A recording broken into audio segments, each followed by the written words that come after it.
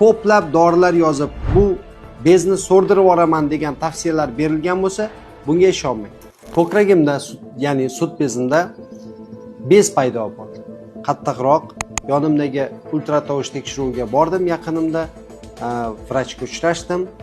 Ko'p dorilar tavsiya qildi. Dorilarda uzoq muddatdan beri ichyapman, lekin hech qanaqa o'zgarish yo'q. Bu holatlarda nima qilish kerak?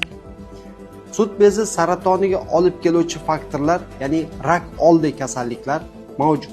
Bular aynan fibroadenomalar.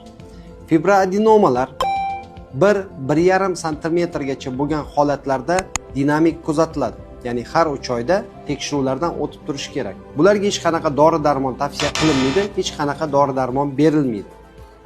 Agar kuzatuv jarayonida o'sma, bez o'lchami kattalashishni boshlasa, operativ jarrohlik usuli bilan olib tashlash tavsiya qilinadi. Agar sizga ko'plab dorilar yozib, bu bezni so'rdirib yuboraman degan tavsiyalar berilgan bo'lsa, bunga ishonmang. Fibroadenomalarga hech qanaqa dorilar ta'sir qilmaydi.